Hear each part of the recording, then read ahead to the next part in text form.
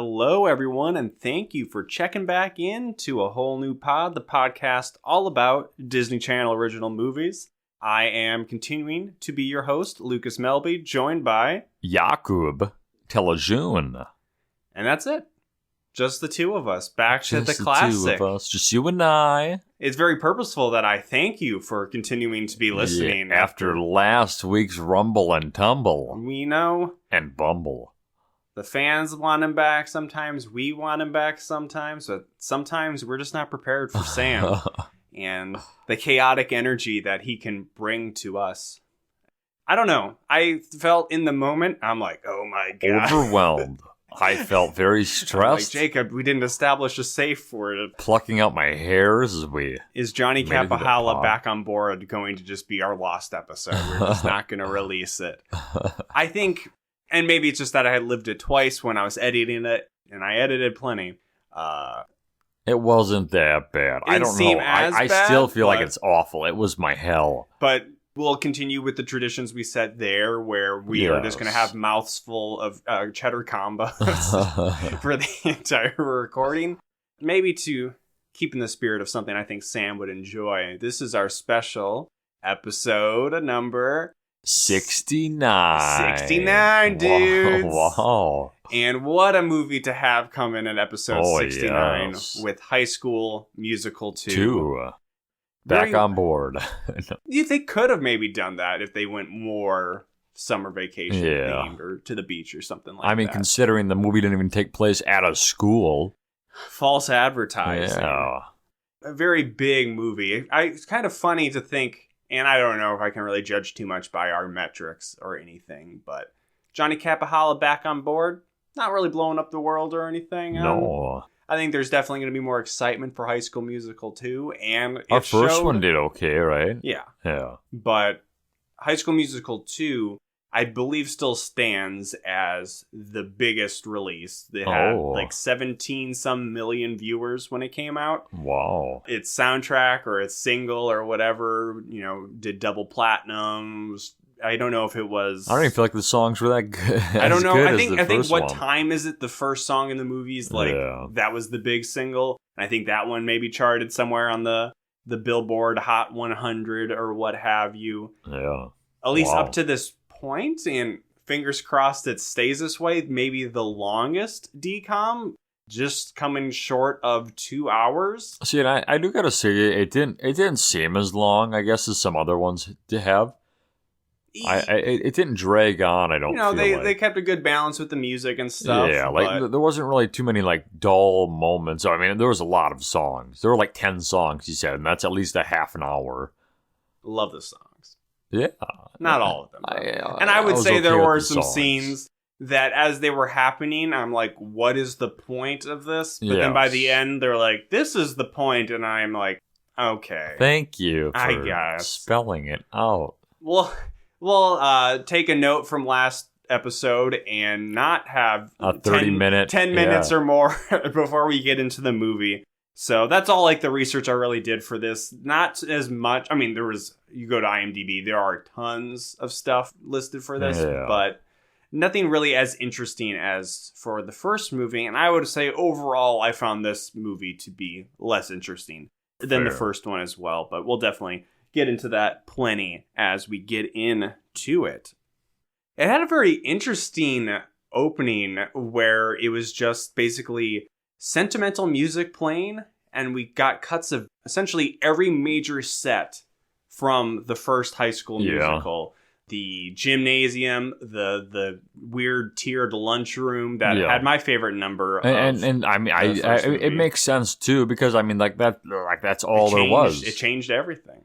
Well, High School Musical changed everything, and it meant so much, even though that this movie's coming out just a year and a half later or something. She had to get all that nostalgia in there, but I mean, more importantly... But even the auditorium that had the exact same, moon and sun or whatever set. What were you saying? It is kind of cool that they got this stuff in there, because we don't see it after 10 minutes. If it's going to be High School Musical 2, they got to get some of the high school in, because we quickly learned that this is the last day of the school year. Yeah. And what better class for us to learn that from than Mrs. Darbus, the drama teacher, who unfortunately Not in anything besides this scene. It would have been fun if she would have showed up at the whatever. I mean, we will not watch High School Musical 3 for quite some time. It'll be a while. And I won't watch it on my own accord until... Gotta keep myself fresh. Yeah. You know, gotta keep my cherry unpopped for High School Musical 3 for this podcast. But I hope Mrs. Darbus returns in that. Yeah. But Mrs. Darbus, she's yodeling on. Nobody really cares because... Paying attention to the clock. It's what ticking. Time is it?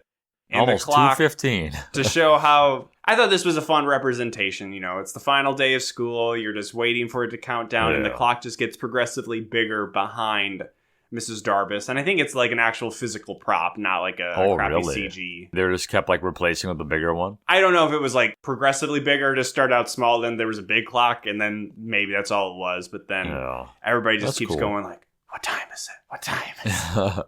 It's like, he's coming. Yeah. And it just is an insane opening we get the song, What Time Is It? And it's summertime, bitch. Summertime. And Zac Efron wasn't too excited. He was kind of like cowering during this like scene. Yeah, in the classroom. I don't know, it was weird. I think maybe, at least in this movie, Zac Efron is maybe not that good of an actor. No, it's definitely down. Where this was, we were like, wait, is he concerned about, what's going to happen in the summer? Is he going to miss school? Is he going to miss Mrs. Darbus? What do you think his emotions were supposed to be in that scene? Excitement?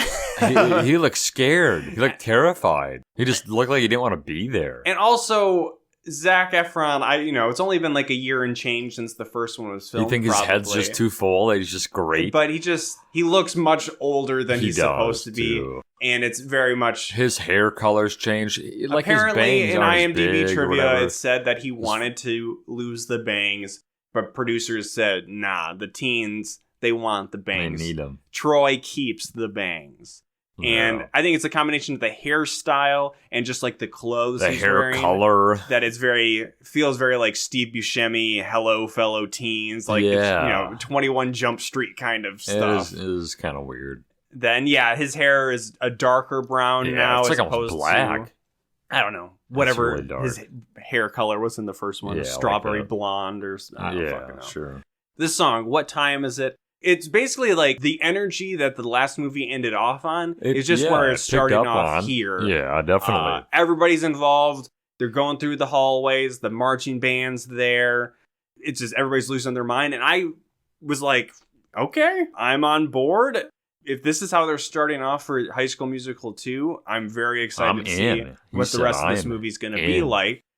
Unfortunately, it kind of takes a dip in energy and even song quality over the next couple after this. That is an understatement. But just to think about 17 million people watching this, High School Musical 1, so huge that like the elation, like the release, everybody be like, fucking yeah! Yeah. They're running through their house doing these dance moves. They're starting to riot down the streets like in Hot Rod. Yeah. So... let's refresh ourselves with the characters because I couldn't remember all their names. Jacob was much better. You have Sharpay, you have Troy, you have Gabriella. Troy and Gabriella, main couple. Zac Efron, Vanessa Hudgens, Sharpay, Ashley Tisdale, the mean girl Ryan, of the school. Ryan, her brother. Twin brother, right? Yeah. That's something I think over the course of recording our last episode, I realized. But it doesn't even feel like they're twins in this one at all. No, they don't really work too much together. He kind of like screws her over in the end, but he's my favorite. What was Corbin Blue's character? Corbin Blue's character is named Chad. Chad, okay. Known for his big mop of hair, basketball, Afro man, maybe getting his head in the game, and also his t-shirts. This one in this scene says, I majored in vacation. His shirts are great throughout the movie, but that list of cast we just read is like the main cast. I would say that's the A tier, and then the B tier kind of... We'll get into a specific character in a little bit about, we're like, who is this? And were they in the first movie? Oddly, the only person I could remember his name besides Sharpay was Zeke. Zeke. who the Cookie Man, made the Cookie cookies Monster. that Sharpay loved so much at the end of the Loved movie, his cookies. seemed to be hinting at a potential Zeke-Sharpay relationship that basically does not go addressed throughout the course of this movie. So It never happened. I'm sure some shippers at the time were quite disappointed in that. Sad. At the end, they're in the lunchroom, and then Zac Efron does this really weird, you described it as a penguin slide, Jacob. Yeah, he just slides on his belly. It goes, yeah! And that's like the end of the scene. Yeah, like the camera's like above his head. It's not like he's looking into the camera. Like, so Lucas said that was actually a improv thing that he did. He just randomly did it. And I guess and they're thought like, it would be shit, good. You're a genius, Zach. That's the best. See, it like I thought it's goofy because like he's like looking forward, but like the camera didn't expect him to like just end up probably because he beneath just did it, and then they had to handy cam down, like, oh shit, he's moving. it was Zach's doing something goofy. crazy. But it was fun, I guess. So we're catching up then also with the relationships with where these characters have landed at the end of the school year. Troy gives Gabriella a necklace that has a T on it. T for Troy. Oh, Yay. They're just still the cute couple. Sharpay, I don't even remember if she so much was like into Troy, if she was hot on Troy in the first movie, or if she was more just like she didn't want Gabriella and Troy to beat her at the talent show. But in this, she is very jealous of the two of them and does seem to be hot on Troy. There's also a big much to do about, we got to get summer jobs. Oh my God, summer jobs. Let's go, let's go, let's go. I was kind of wondering before this movie started, and then it's clearly not going to be about that, but the whole end of High School Musical 1 was leading up to them trying out for a High School Musical. And we never get any of that. We don't get to see the musical. We do see Kelsey come up to Kelsey the piano player, I think, in the first movie, or maybe it wasn't her, but basically it gets thrown out there that they had the winter musical. Troy and Gabriella were in it, and they worked with Sharpay, but Sharpay still doesn't like them that much. We never will see musicals in these musicals. And you know what? That is what it is. It is what it is. Then it was kind of weird that as they leave the school, we get one last reprise of what time is it? The marching band is still there. Everybody's walking out of the school, and it's like, oh, no, we got it. Like, that was cool. It was fun. And then we had a bunch of dialogue stuff in between, and now we're doing it again. We see that the school is East High School. Yes. So that works. That's interesting for me for two reasons. One for Jake is that the town we live in has a couple of high schools. It has two public schools and then a private one. Yes. One is West High School, one is East High School. Yeah. So that is funny for us. But I've also been watching Euphoria. Oh. Which, pairing that show with High School Musical, as far as like High School Musicals, like happy-go-lucky, yeah, we're all in this together, to Euphoria. Which, are you familiar? You probably would like this show, Euphoria, Jacob. What's it on? I think it's on HBO. It's on HBO Max. I just can't always keep up with whether Is a show... it like depressing? Yeah, it's about like a bunch of teens in high school who are just like partying and doing drugs and having sex. Oh. And it's like so extreme and gratuitous in a way that I find like very stressful and obviously depressing, but because you know it's just a lot of flashbacks for you and your crazy times in high school. So definitely for me and Jacob, this is not indicative of our high school experience at all. But I also don't think it's indicative of really any kids. Hopefully not, especially for like the school this is kind of taking place at. But in that show, it's called East Highland High School. So I was like, East High School? I'm like, is this a reference to High School Musical? To deliberately be like, this is East Highland School. And then it's just like High School Musical, the hell version of it. But there's like all these crazy parties and stuff, and I feel like it's the kind of places you would like to be. Project Y stuff. It's like that, except crazier. Or like, not crazier, but like realistic. It's more realistic, but still crazy and like all the time. Like it could maybe happen. But the kind of thing that I want to be there, even though, again, very much would be like scared out of our minds. But Jake would be like, there. I'm into this. I'm a sicko. And then I'd be like, I need to go. And like High School Musical, but like even more so, like all of the actors in that are adults. So then there's lots of full frontal nudity, lots of penises in the show. Okay. Like a lot. And it has Zendaya in it, who increasingly Zendaya I'm just a huge fan of. Wow. She should have been in High School Musical, but she got too big too quick. She went off of her first like thing, I think, after her last Disney Channel show was Euphoria. So that's even, she's like living like the dichotomy experience of like me watching the two, but she like, you know, acted them. All right, so that's enough of an aside. But yes, the East High School Wildcats. That's their. Probably should have just called them West High School Wildcats, and that would have been better. That would have been better. We went to West. We didn't go to East, so fuck East. West is the best. East is the least. Gang, gang. We cut to an end of practice where, remember Troy's dad? Oh yeah, the Troy's villain dad. of the first movie, the coach of the Wildcats that's basketball team. They had an end of a practice with Zeke and Chad and Troy, and they're all sweating and, I don't know, drinking milk or something. Oh. And then Troy gets a phone call from Lava Springs Resort, and he has been recommended to work there. Yes. What does that fully mean? Who recommended him? I wonder. We'll learn quickly who that is. As Troy's talking on the phone, he's saying, oh, actually, if you're looking for a good, hardworking student, can't go wrong with Gabriella. But more importantly in this scene, we joked a lot about in the original High School Musical episode. Where's Troy's mom? We see her at the beginning of the movie. We never see her the rest of the movie. Maybe did Troy's dad kill her? No, we get confirmation that that's not the case. We do see her not only in the beginning of this one, but we don't see her until the very end of the movie. Yes, that's right. Still kind of fitting with the decom of we only have room for one parent in this, and we do get other parents, but can't even remember if we ever see Gabriella's mom in the first movie. But we don't see her in this movie. Yeah. She makes very good brownies, though. We'll learn later on. That's true. We see Sharpay and Ryan in a big pink convertible rolling into Lava Springs Resort. Oh, this place is nice. Seems to be in New Mexico, probably. Lots of red stone, desert, mesas around it. Maybe some volcanic rock creating it. It's a cool setting at an actual resort. Yeah, cool golf course, nice pool. It's a nice setting for this movie. It's not a high school, but it's a. We'll allow it. Yeah, they've got lockers there for the employees.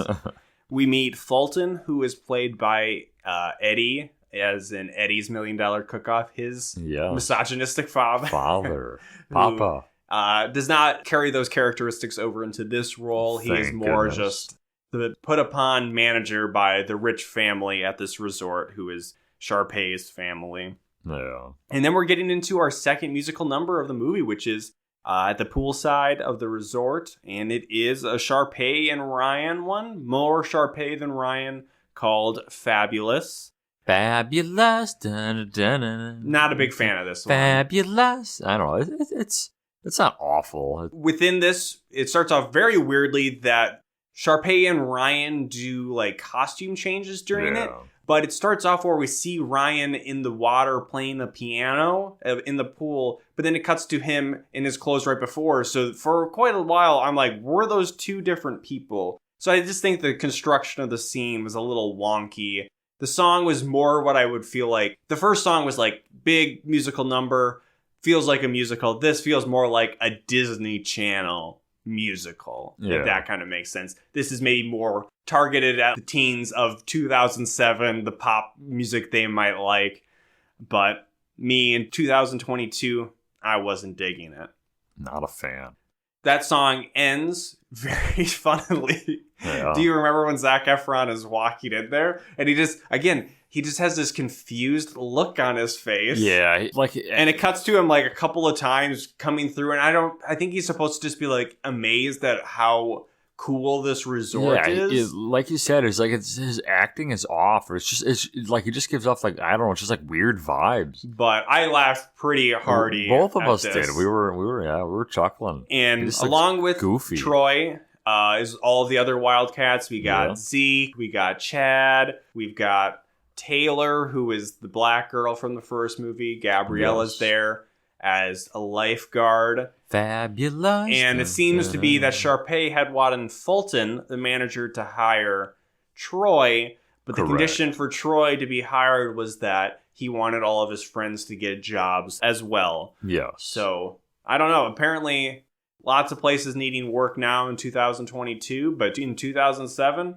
apparently this resort has openings for like 40 kids. 40 teenagers to run their whole establishment. Yeah. So, Sharpay, not happy, especially that Gabriella's there and is being a hot lifeguard for the pool, and she also runs water aerobics classes. I don't know. Not a well-managed place. Sorry, Mr. Fulton. Sorry, but Mr. the main Fulton. concern seems to be that the country club, as so many country clubs do in, I don't know, maybe at least comedy movies. I feel like, was there a talent show in Caddyshack or something?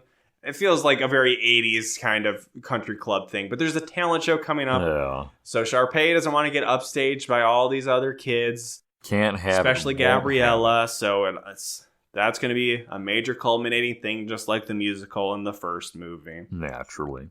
Something I want to say before I forget is that we're talking about High School Musical 2. Yeah. Bringing in this era as we'll start to get more and more musicals. You want to know something that was announced at the end of 2021? Somehow flew under our radar as people on the decon beat.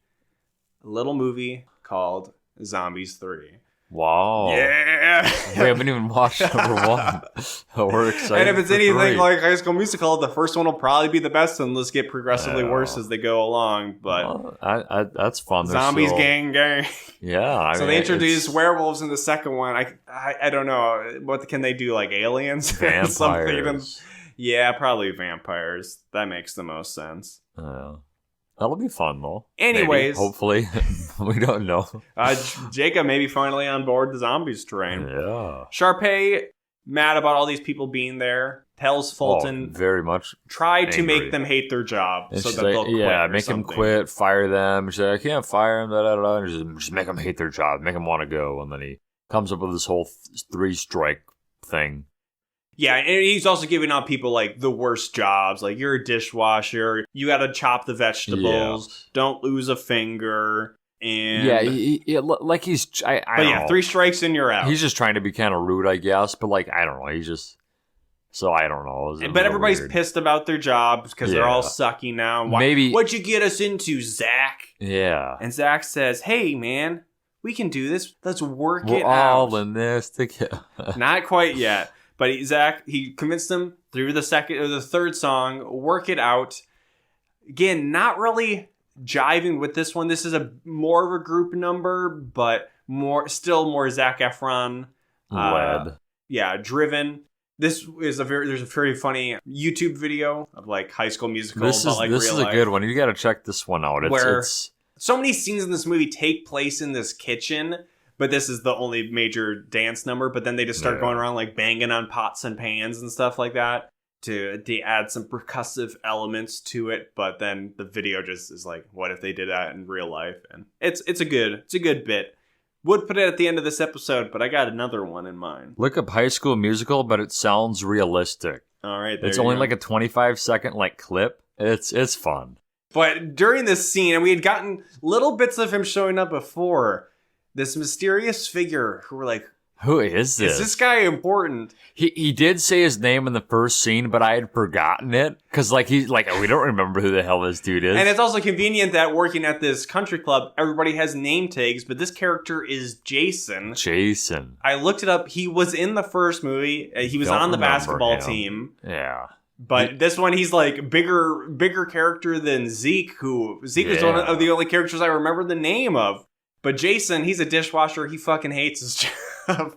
He's not a fan. But at the end, Troy says, so can we work this out? And then Corbin Blue, Chad's like, yeah, sure. I think we can work it out. We're all in this together. I just found like a lot of the choreography in these like bigger group numbers, and definitely some more in like some of the solo ones, especially in one particular later on, just seemed, I don't know, more half-baked. And I said this when we were watching this, that this felt a lot like High School Musical 1. I talked about some of the background trivia about that, how it was maybe a Grease reboot or a sequel. Yeah. So I think that had a stronger story structure to it. Oh.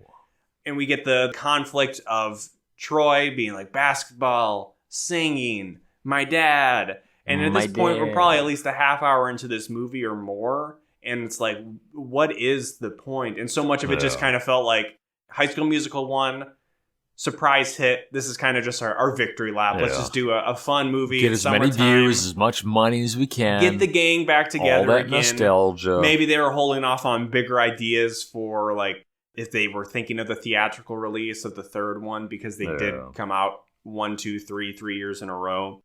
Whatever the case is, just...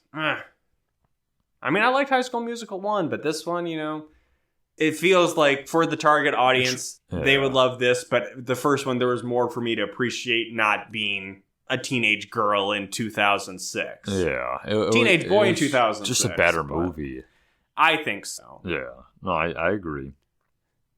Gabriella and Troy go on a nice picnic date on the golf course. In the middle of the golf course, yeah. Like, I was honestly expecting one of them to get hit with a golf ball. I mean, that would have been a little aggressive. That would be a very Adam Sandler movie kind of thing. But they were, like, sitting right on, like, the green of one of the holes in the middle of the day. It wasn't like it was, like, 10 at night or anything. I think they should, well, it turns out it makes sense for them to have not gone to a different set. But it's like everything happens at this country club.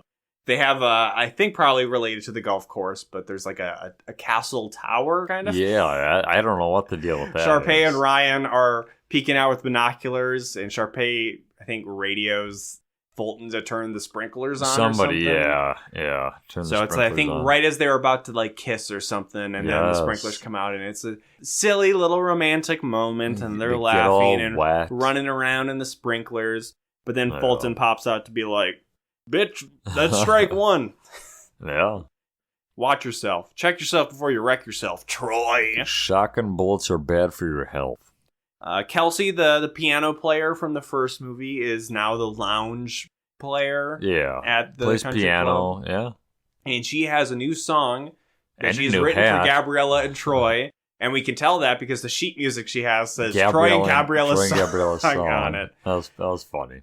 Then there's this weird moment where I'm like, is this going to be the conflict of the movie? Where she's like, oh, I'm going to play it. Come on, sing. And Troy's like, I sang in the Winter Musical, and I'm done with singing now. Done. So I was like, oh, is that going to be the thing now? Is that he's now turned on singing again? But no, this song, it's too good that he gets brought back into the song with Gabriella. And this is, I don't know if I caught the name of this one. It's Troy and Gabriella's song. Yes. I don't remember any of the songs. I think I have the name later on in my notes, but I like this one. Oh, yeah. You Are the Music in Me. You Are the Music. Yeah, that was a good one. That was you didn't like it at first. You are the music in me. That's not how they sound. I'll say what you will about Zac Efron. He is a pretty good singer. And also in this one, he did do all of his own singing, where in some of the first one, he didn't do all of that singing. I guess I don't remember that. But yeah, this one, I'm like, okay, this is getting more into what I wanted out of the musical numbers here. No major choreography. They're just around the piano. Troy gets dragged in because deep down, he just loves music so much. Just loves it. Oh, yeah. So then Taylor comes in and says, hey, then I think like a whole group's there. They're always there. They're coming out of the kitchen. Everything either happens in the kitchen or like one of the connecting rooms to the kitchen. Hey, you want to sign up for the talent show, Troy? And then he's still like, I don't know about singing. I don't know. But then, oh my God, this series of lines where he says, well, maybe we can work this out. Oh, no. Because we're all in this together. And then they say that like 3 or 4 They more say times. We're all in this together so many times. And then it even becomes kind of like the rallying cry of the Wildcats. It's like a meme. It becomes a meme in Which the movie. is then like, so did that actually, it's one of those things we discussed a lot in the first movie about musicals. What is diegetic? Where they break the four. What is actually being sung in the moment, or what is kind of just more like symbolic or showing of like the emotions of it. So apparently at the end of the first movie, everybody in the high school was singing We're All in This Together. Oh. And they all know about it now. Wow. Because Sharpay references it. That is true, yeah. More specifically, Sharpay references it later on. And then I'm like, oh, okay. Troy and Chad then get a special assignment the next day to be caddies for Sharpay's family on their golfing trip. $40 a bag. Sure. Who's Not my bad, caddy? This dude pulls up in a damn helicopter. Yeah, Sharpay's dad. Should have been like $400.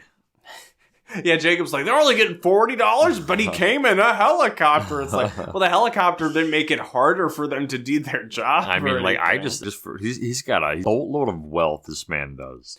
So this is a very long sequence where it first seems just like, oh, Sharpay's family sucks and they're rich snobs. Very rich. But then it was more showing that Sharpay is kind of getting a little hot on Troy. Yeah, well, she's always kind of been damp over him. I guess. But she's really seen like, Daddy, look how good Troy is at golf. Oh, I saw him play good basketball too. He stole the ball and he scored them points.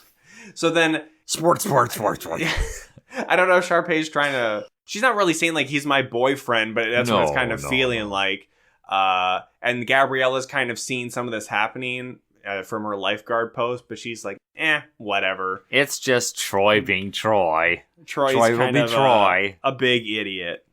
He gets roped into having dinner with the family, which Fulton, I guess, is okay with because he just does everything at the beck and call of Sharpay's family. Yes. So at this dinner, then Troy gets introduced to the head coach or some sports person from the University of Albuquerque, New Mexico. And then it's like, oh, you can sing, you can play basketball, you can golf, you're a real triple threat. You could get a scholarship. So then Troy's kind of like, well, that does sound cool, but aren't you guys evil rich people? I'm so conflicted. Yeah. So this will quickly become the major plot point conflict of this movie. There's like weird moments, and I don't think really Troy hasn't had it quite yet, but like he just like becomes like a tool, and like he's like a strong it does tool. As I said, this is probably like 40 minutes into the movie that then we finally get this change or this seed to be planted, and then it just kind of does get ratcheted up pretty quickly. At the end of the dinner, this is the start of it though. Like this golf outing is like when he's like starting to get a taste of the richness. So Sharpay kind of leverages her way into having him promise to sing with her because she says, oh, Troy can sing so well. Oh, come sing us a song. Surprised that the dad's like, okay, maybe stick to the basketball, am I right, son? But then Troy's like, no, I don't want to. Oh, well, Papa do you promise to sing with me at some point? And then Sharpay's dad really leans in and is like, You better make my daughter happy, boy. You want that scholarship. So that somehow gets morphed into like, you have to sing with me at the talent show. Yeah. Troy ends the scene in kind of a horrifying way where he walks into the kitchen and just screams. Yeah. And there was another just weird acting moment. It's just like it's just weird. Yeah, and I think it was supposed to be more fun, but like within that moment, I felt like we were diving into some emotional darkness within the character of Troy, where he's so outwardly happy. He is all the time, but now he's just breaking down. He's struggling with so much on the inside. Man. But we just see that break intense in this one single moment. That's it. In the whole series, the one franchise is 2 seconds of screaming.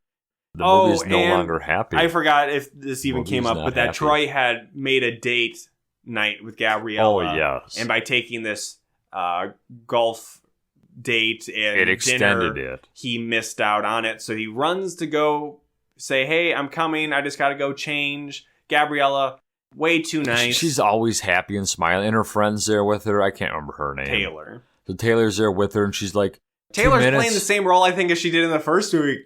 Trying to talk some sense into her. No, Troy. Yeah. And Troy's no good. She's telling Gabriella, like 2 minutes is okay, but like an hour is a little excessive. And he's like, oh, it's okay. I'm fine. I'm Gabriella. So before Troy can then clock out and change, he clocks out, and then he actually does clock out, so he's not on the clock. No, and then Fulton like rips him away, and Troy's like, I'm off the clock. And he's like, come here now, kid. Follow me. Better to be off the clock. Ronald Reagan. So then he is taken to some it kind of seems like a secret weird. cave area. Yes. But then it just kind of becomes a stage. Yes. And then we get... He's like, where are you taking me? What are you doing to me? What? I can't say the full title of the song because... Mukamakalakalaki. It's something, but I just say Sharpay's cultural appropriation song. Yeah, Muki song. Yeah, it's some kind of style of like a Hawaiian song or Polynesian. But then during it, she has like a gaggle of girls that are backup dancers. Ryan's there, and like this dude, like before Troy finds out like what's going on, like he gets like put in like this weird throne. Yeah, to like sit there and watch. And I don't know, but like they move him around in it. Like they're able to move him around, and he's like mobile in this chair. Yeah, I don't know what her intentions were. That if she was like, he'll love this so much, he'll just be moved to like sing. But I think she does give him a script. But it was bad. It was bad. It was bad. It was goofy, I guess. Maybe in a funny way, but I was like, is it supposed to be so bad that somehow Troy is motivated to want to sing here? It was, I don't know. Didn't really make sense. As it's going on, Sharpay is still really honing in on Troy, which seems to be making Ryan jealous because he's always kind of been the male role in these things, so it seems like he's going to get supplanted by Troy. We're starting to see the face turn of Ryan coming about there. And then Troy slips out again. He's like, okay, maybe I'll still sing with you, but not right now. I got a date. And then he shows up like an hour late to meet up with Gabriella. Yeah, it's really bad, but she's still there. She's all bubbly. Ha ha. Well, he doesn't like say anything. He just immediately jumps into the water. Yeah, he's still not Cannonball. mad. He's cannonball. They jump in the water. They're having a cute moment. Troy. And this is where I'm just like, oh, I can't go swimming. It's against the rules. We already have one strike. This felt so unrealistic as far as like, she should be mad, but this is just so much. I felt very fan service of like, we just want to have this nice moment with Troy and Gabriella. They're the couple we like from High School Musical 1.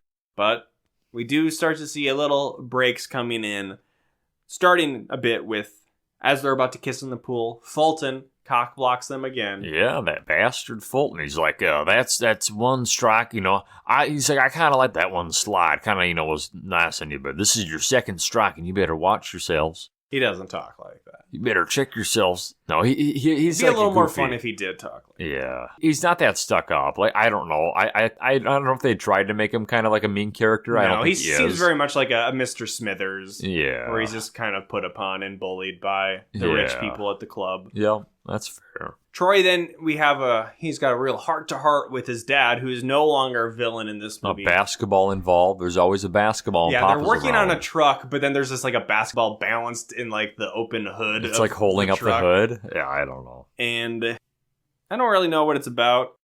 Just a conversation about life. He's talking about, like, should I go for Sharpay's family scholarship hookup? Should I go for Gabriella's tight ass? And the dad's kind of like, I don't know. Money's pretty cool, right? Yeah. And he's like, yeah, it is pretty sick. Bad papa. Sharpay's continuing to scheme and gets Troy promoted to a role as golf trainer, where he is looking over like 10-year-olds. But then it seems that he gets signups from, who is this? Surprise! It's Sharpay with her pink golf balls. It's always got to be pink. And her fancy cart. So she shows up and she's sowing seeds of discord between Troy and the Wildcats, trying to just kind of build up more that, hey, Troy, break up with your girlfriend, I'm bored, kind of thing. Break up with them, join me in the talent show. And then everybody's seeing this happening, Troy teaching Sharpay, Taylor, Chad, Gabriella. Yeah. And finally, Gabriella's starting to be like, yeah, he is kind of really showing her form. Really having to do her swing and all that kind of stuff. Wow. So, nice girl Gabriella finally standing up for herself. Enough is enough, Troy Bolton. And this really comes to bear fruit very quickly because then, here's some college players from the University of Albuquerque. You want to play a game with us, Troy? We hear you're real good. Play a game. You want to get some lunch, right? Isn't this where they're eating lunch or whatever? Yep, he goes and has lunch and is big timing Chad because he brings up a burger. And then he's not even like, hey, Chad, I wanted Swiss. He's just like, oh, by the way, I wanted Swiss on my burger. Take it away. Yeah. So that's really like the first time where Troy's like a douche. And he's maybe only like a douche one other time after that, really. I don't know. It's one of those things where But he's this kind was of justified definitely a for douchey what moment. he, like, for wanting to go and get the scholarship and Yeah, all oh, that absolutely. stuff. I mean, like, He is a jerk how he he's goes a jerk about to his it. friend, yes, in this moment, absolutely. And then Gabriella comes up later and talks to him about, oh, you keep breaking all these promises. Most of these promises we have not seen him actually make on screen. He's like, you promised to come to the staff baseball game. Oh, that's a thing? When is it? Today? Oh, I'm gonna go play basketball. But I promise I'll do this other thing. And she's just like, oh, you changing your clothes, you're dressing nice, you're wearing Italian shoes. You're a new Troy. I don't recognize you anymore. Troy.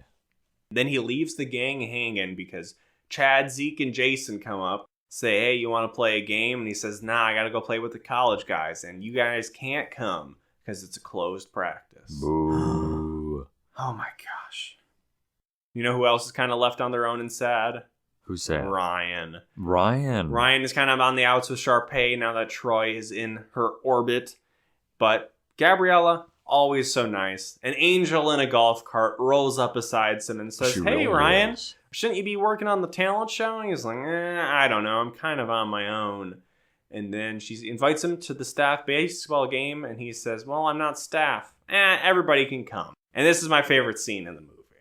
It's a fun scene. Ryan shows up, and it kind of quickly seems that maybe Gabriella's doing a bit of scheming on her own because she wants to win this talent show. Let's scout Ryan from Sharpay so he can kind of plan some big production number for us. Chad, not on board for this, says, I don't dance. And for a fact, Chad, we have seen you dance. You have at least danced. a few times where I believe it happened in the movie and not just it was basketball practice or whatever.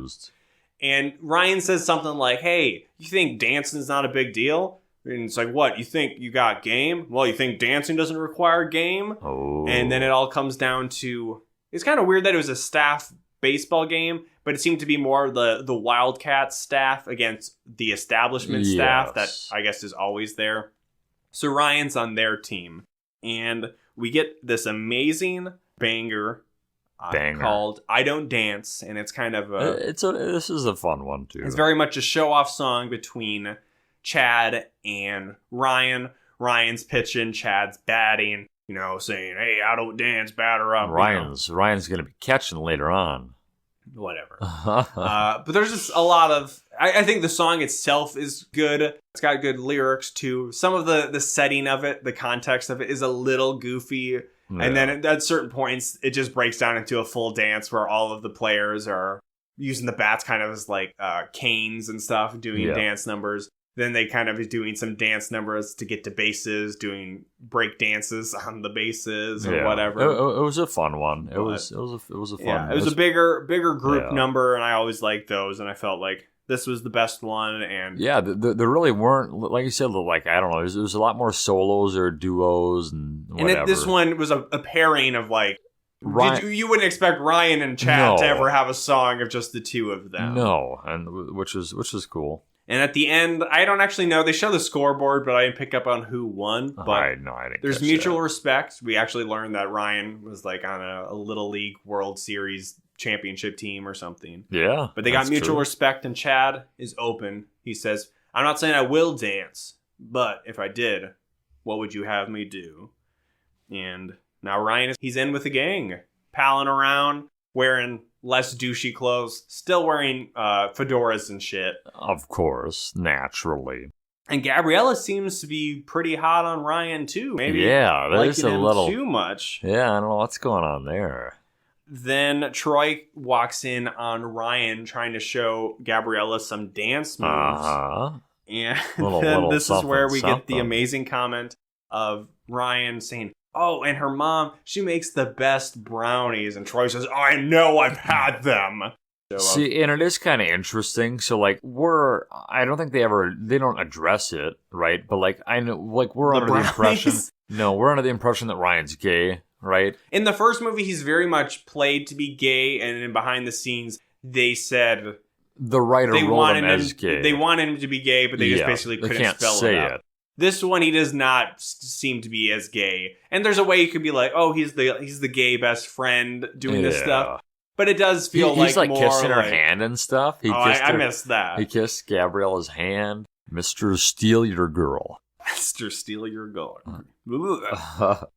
Troy's a bit revved up. He goes to the kitchen where the stuff happens. And Chad and Troy really have it out. And again, I feel like Troy is justified. He's making plans for his future. All of us maybe could have done better planning for our future back when we were younger. He's just being a dick. Truth. He's just being a dick about it. Yeah. And Chad is being like, hey, man, you got a better job. You were playing without us. You're our team captain. And Troy's, oh, you're just fucking jealous. She's like, no, man, we picked you to be the captain because you're supposed to be our leader. We didn't pick it because you were the best player. Just you're the best person. And now you're making us feel like we're wrong. You're a real prick. Troy has zero enthusiasm then as he is practicing for the talent show with Sharpay. And it is it's a new rendition, kind of like a rock band version of You Are the Music in Me, You the Troy Are and the Gabriella Music in song. Me. Yes. But then it's very weird because he starts off with no enthusiasm. Then he starts to seem to be having more fun and with he's like it. liking it, but then it ends like a And he's supposed to be like, a oh, that doll. was horrible. Yeah. So again, it's an infectious song. Maybe it's just too hard for Zac Efron not to have fun doing it, but it doesn't really fit with what we're supposed to be thinking his character is going through. Yeah, so is this maybe like we talked about earlier in the first film, is this maybe Sharpay's perception that he's really like into it, but then once they're out of like the song, like it just kind of shows that maybe he wasn't like into it at all? No, I don't think they're going to that level. That'd be very hard to parse out for a viewer, I feel. Then there's a weird moment where Troy, as Sharpay is continuing to talk to him about like, oh, we're going to win this. This is so great. He sees Sharpay in a wedding dress. Yeah. And that's a vision. And then that kind of shakes him to his core. And it's like, hey, man, Sharpay's okay. Jacob would, Well, yes, but... That's why I say, Jacob, that Euphoria show, that's for you, Jacob. Okay. But he's like, I don't want to marry Sharpay, so now I'm going to destroy every future plan I have because I'd only be able to get a college scholarship, I guess, if I choose to marry Sharpay. He comes upon the Wildcats practicing with Ryan, their choreography, and he just sees that they're having a fun time. That's right. And before he had said something about, hey, man, what's wrong with all this? You don't need all this production and choreography. It's just fun to get together with your friends and sing. But I don't like singing anymore. I stopped doing that after the Winter Musical. He's done with it. Sharpay also sees them, and then she kind of confronts Ryan and saying, hey, you're just one of them now. And he's like, bitch, you think I care, man? Mm-hmm. I'm a Wildcat. That's like a compliment to me. Get your head in the game, girl. I got my head in the game. You don't even know what that means. It's called a reference to HSM1. Oh, my. Then there's a funny bit where there's just a drummer sitting there and Sharpay says, give me a beat. And then she walks out to the beat and scene transition, new outfit into Mr. Fulton's office. Conspicuously has a weird poster in the back that says, an onion for Papa. An onion for Papa. It does not seem to be a real thing. It just is a poster in the set background and hard to not question what it was about. And you never did come to a conclusion of what it meant. Within my 30 seconds of Googling, I could not. But other people did notice it, though. You did say that. I mean, it's a sign this is an onion for Papa. Yeah. Oh, we also see that Troy is struggling with some of his basketball shots. So that's the real sign to show that he's struggling. That happens in the first one as well. Mm-hmm. He's like practicing He many doesn't shots. have his head in the game because I think saw Sharpay in a wedding I think dress. that's when Gabriella comes in. Like, he's really doing bad. Doesn't Gabriella come in and like start shooting really good? And then Papa the dad's comes in. like, this is a close practice court. Yeah. I'm totally well adjusted and not living vicariously through my son. But it's okay. I'm a nice guy in the second movie. So yes, he's missing all these shots, and then he wanders over to the pool, and that's when they're practicing? Or that's when they're... It's kind of, it's not necessarily one after the other, it seems. It's hard to tell because he's shirtless shooting basketball, so... Yeah, we can he puts his shirt back on, though. We can only tell the sequence of events based on people's outfits, really. That's true. But sometimes they change outfits. And they in the same scene. Exactly. So... Sharpay then just kind of tells Fulton... Oh, yeah. She goes into Fulton's office to just say, hey, you know what? Fuck over the Wildcats. I figured out they can't beat me in the talent show if they can't be in the talent show. So schedule them all to work during the talent show. Damn straight. And that's cold, Sharpay. I gotta give it to you. And then the Wildcats find out the announcement. They're all sad. Gabriella confronts Sharpay and is kind of just like, what's your fucking deal? Is this just a game to you? What are you trying to win? Is it Troy? Is it the talent show? I'm just trying to have fun with my friends, and this isn't really fun for me anymore. So she says she's gonna quit. Yeah. Sad. She says some, I don't know, very cutting line to Sharpay of saying, well, I hope you got a good mirror to look in so that you can see all of the destruction that follows behind you or whatever. Bitch. She says Sharpay, bitch. like, looks like she's about to cry. Sad. Then Gabriella says that she's quitting her job just because it's too complicated with all this shit going on. Yeah. Troy trying to be different, Sharpay getting into everybody's business. And she's basically like, Troy, if this is what you want to change, you want to look at your future, that's totally fine. I just don't want to work here. And maybe they're going to break up. It's kind of hard to see, but then there's a song. Of course, there's a song. Gotta Go My Own Way. Mostly a solo by Gabriella, but unfortunately, Troy Zach shows has to up ruin it in the back half. And he's like, oh, we've been through so much. And I thought this was a pretty good song. I liked it. More simple. You wanted more visual. I don't know, because we get something later on that's like, well, I'm kind of glad they didn't do that. She's just kind of just walking around. In retrospect, it's very simple, basic ballad. No major choreography or anything. No. And then she gives back the T necklace. T for Troy. T for Troy. Yes. T for a torn heart. Which she gave it to her at the school, right? Yes, at the beginning of the movie. Yes. And I gotta believe this song... in the classroom, that's right. Or at the locker. Okay.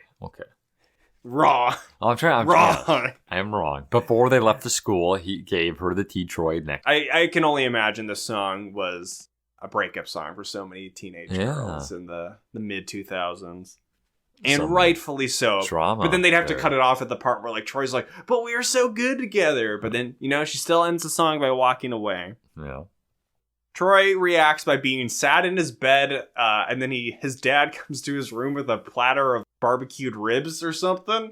And he's usually like, hey, you usually eat these right off the grill. What's going on, son? And he's like, I'm just not hungry, Dad. I'm so sad. So depressed, Papa.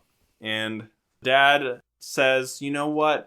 You're a smart kid. You've always impressed me. You'll know what's the right thing to do. You'll know.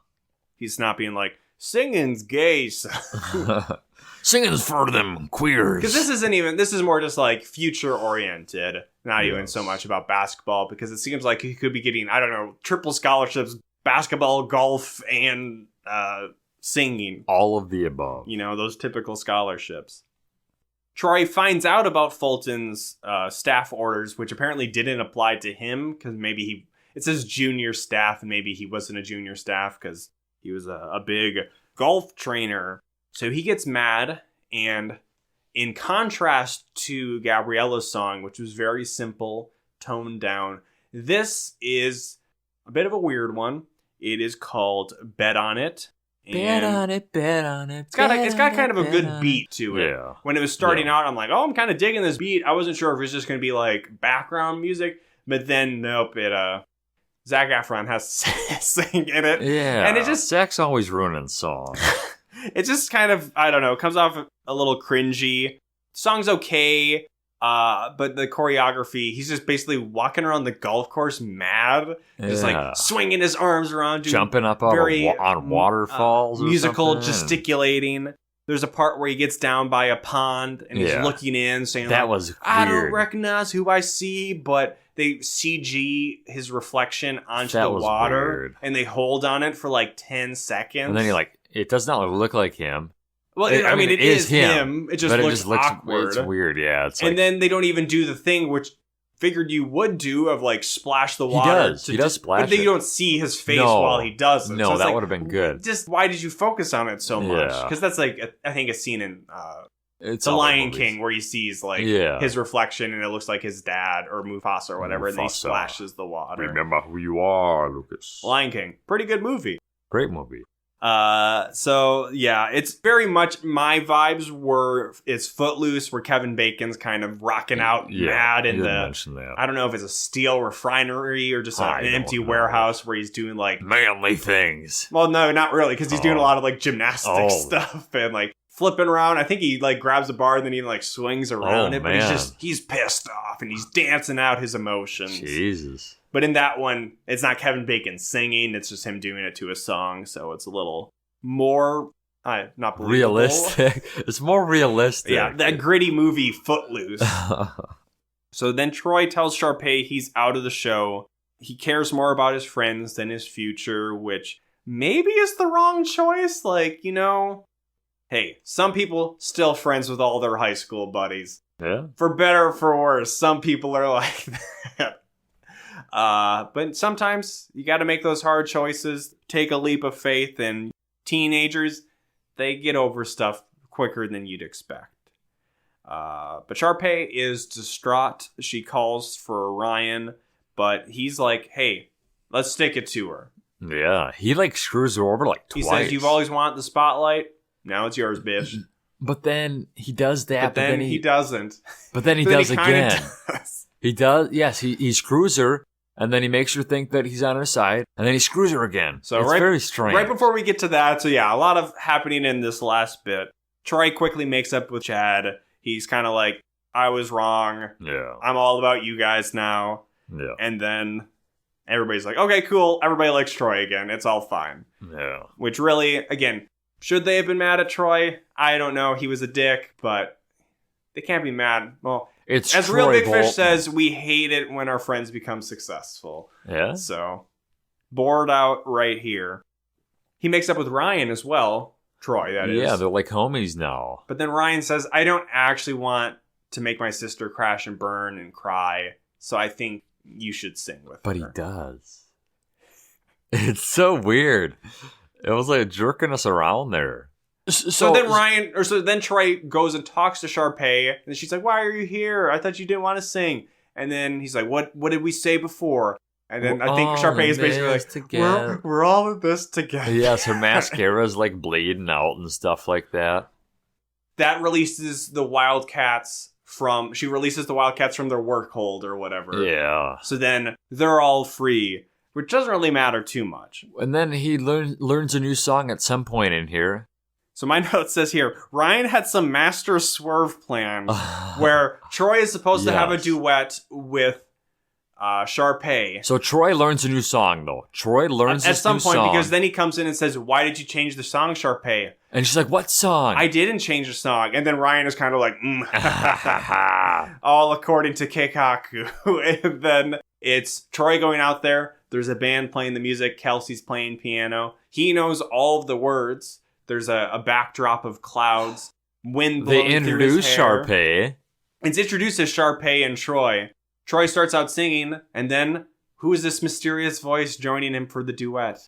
Where is it coming from? Who is it coming from? It is Gabriella walking out way from back the crowd. in the crowd. Yeah. Very dramatic entrance. All of the crowd, the scholarship scouts are there. This is where Troy's mom finally shows up again. They're all so excited because they definitely all know who Gabriella and Troy are. I mean, Sharpay, that's Sharpay, right? Yeah, like maybe they don't even know. And this song is Every Day. That is the name of this song. I work hard every fucking day, yeah. I work Were you hard. like considering censoring yourself? But then you're like, nah, I will say fucking. I didn't say it. I censored it. You like trip. Oh, okay. Whatever. That was logic. But I didn't like this song at first. It's no Soren. It's no Soren at all. It's meant to be the Soren of this song. The songs in the first movie are definitely more iconic and catchy, I would say. There's maybe some better instrumentals in these in the second ones and some of them, but the first movie songs are like A1. But then there's a nice moment where then also everybody knows the words because all of the Wildcats are getting up on stage. They're joining in, and no one that does know is Sharpay. I like the song a lot more once the whole gang was in it, and then it ends. Sharpay does sing though, doesn't she? At some point in here, probably she's up there. Everybody's doing a bow kind of thing. Yeah, and then Sharpay takes the award from Fulton and gives it to Ryan. Because he's an asshole. Because The biggest asshole. Yeah, I don't know. There's a lot. It's a little messy. She just wanted to keep it in the family, is what she did. She's like, oh, this is how I keep it. It still can go in the same trophy case. Exactly. So I kind of thought, okay, we got that. Now we're going to get the big music number. But no, we got to have a nice little touching scene first. Troy and Gabriella, as well as all the other characters paired off with their opposite sex partners, including Ryan, I believe. Who is he with? I think maybe Martha. What? But it's Sharpay and Zeke. This is where they bring Zeke back in. Yeah. It's Chad and Taylor because they're the two black people. Well, I guess besides Zeke. And then... Because Zeke's with Sharpay. Jason and Kelsey. So, kind of good for Jason. You know, Kelsey's pretty cool. Yeah, that's true. They they have some candle balloons that they let up in the sky. There's fireworks. Yeah, those are cool. Gabriella and Troy finally get to kiss. But what's this? The sprinklers are spraying again. So they get to kind of double dip on the romantic sprinklers moment. Double dip. Here's Sharpay in the background flipping the switch. Yeah. Probably. That's a thing that's happened in other movies, right? Like kissing in the sprinklers. Yeah. You know, there's a TV tropes kissing in the rain. Kissing in the sprinklers. Yeah. And then we get the big final number. So first movie ends with we're all in this together. Yes. This movie ends with an ode to the villain of the My Hero Academia series, All for One. Wow. They're playing it at the pool. Everybody's there, including Jason. But I kind of lost him in the crowd. No, I never saw him. I didn't. We did look for him. We were visually, actively looking for Jason. We never saw him. But, you know, his hairstyle looks like a lot of kids of 2007. There's a lot of kids at this pool party. This is not just a Wildcats occasion. I joked of how I'd like to see the old a pan people. over that would have been funny. To old people being like, what the fuck? This place has gone downhill. Ruined. That reminded me of might have been my first year that I went to Anime Detour, the local Minnesota anime convention, and there was like these old people there that seemed to have just been like, they booked the hotel somehow while the convention was going on, and they're like, I don't like what I'm seeing right here. Oh. But All for One, it's we're all in this together. No, I said that. I criticized that one a bit because it is very long. This one's also long. In some ways feels like a knockoff of Hey Ya by Outkast almost. But it's still fun. Still a big number. Better choreography in this song than some of the other ones. At its core, it's about living in the moment. Living up every day of summer. Living La Vida Loca. Living La Vida Loca. Yeah. Which, hey man, I'd kill to have a fucking summer vacation again. So enjoy that summer vacation. Should you plan for your future? Probably. Did I do that as a kid?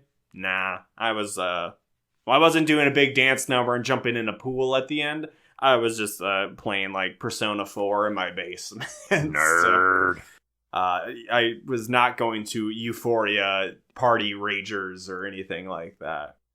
They jump in the pool. It's a nice little moment. We commented, lots of kids getting wet in this movie. Wow. And then for a decom first in the credits, which I hope this continues with every movie, even though these were kind of lame, we get some bloops. We're seeing Corbin Blue forgetting his line or something, laughing at, I almost called him Troy Aikman, Zac Efron. The one scene where Ashley Tisdale has like one funny one. Yeah, where Troy's teaching her to golf. In the movie, she like chucks her golf club.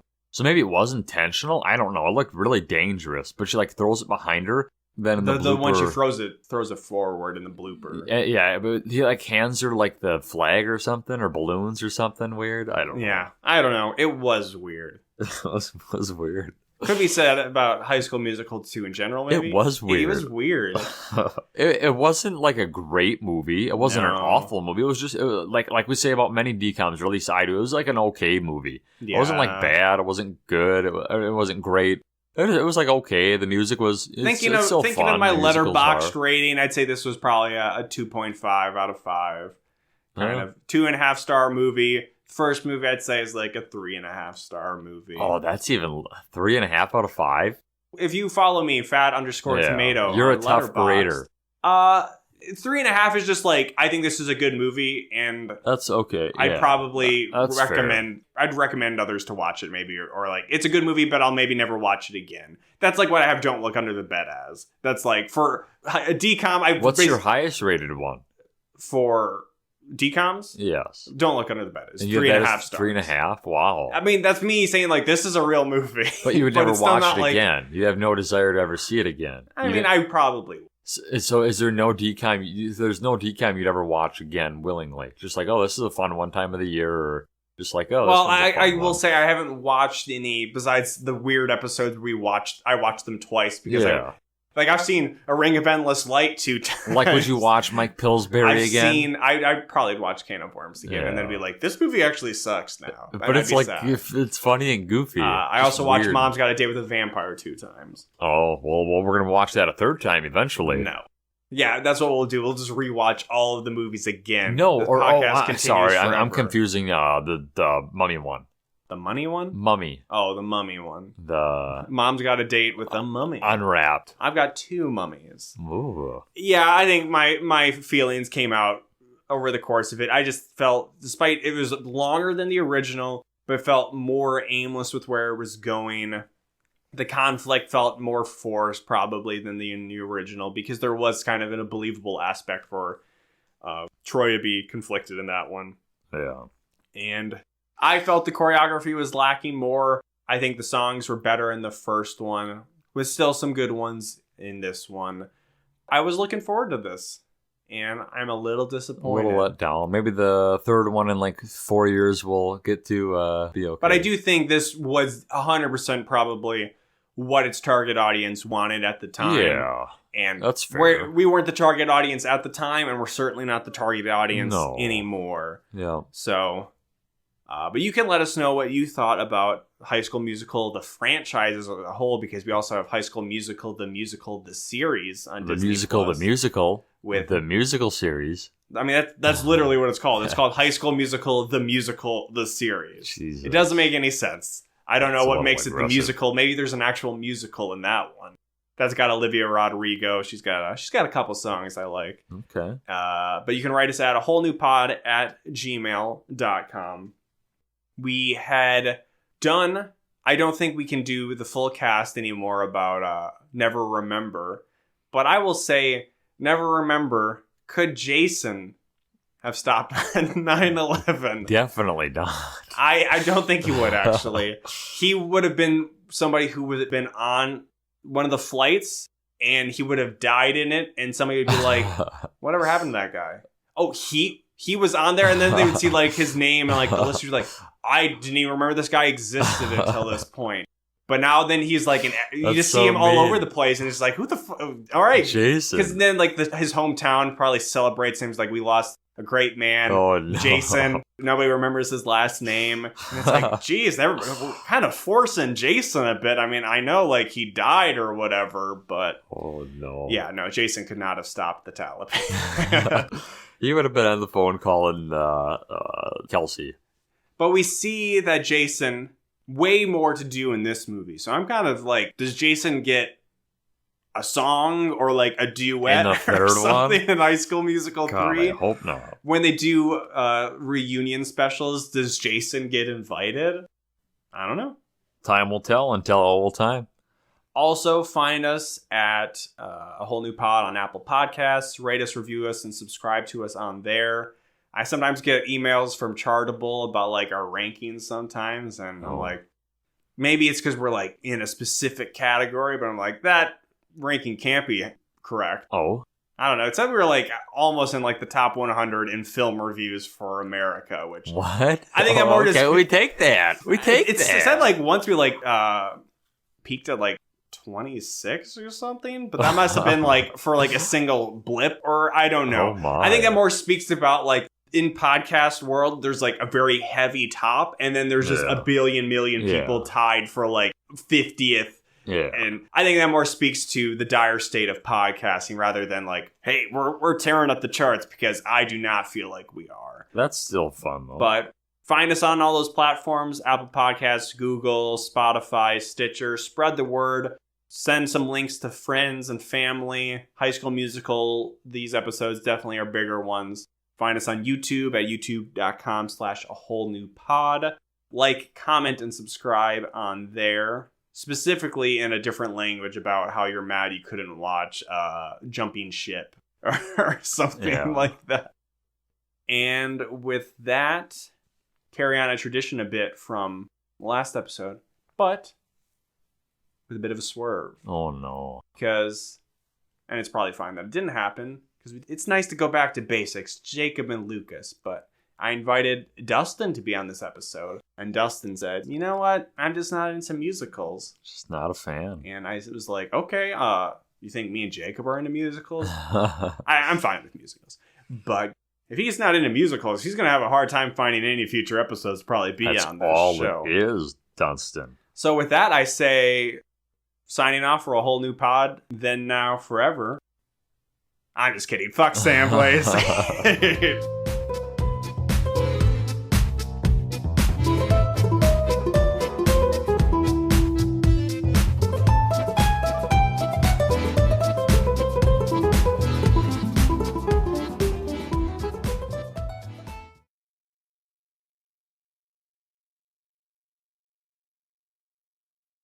Yeah, Till July sounds like a bunch of bullshit. I'm sorry. But, like, it's a virus. I get it. Like, I respect it. But at the same time, like, even if everybody gets it, like, yeah, people are gonna die. It's just terrible. But, like, inevitable? I don't know. Maybe I shouldn't be doing this right now.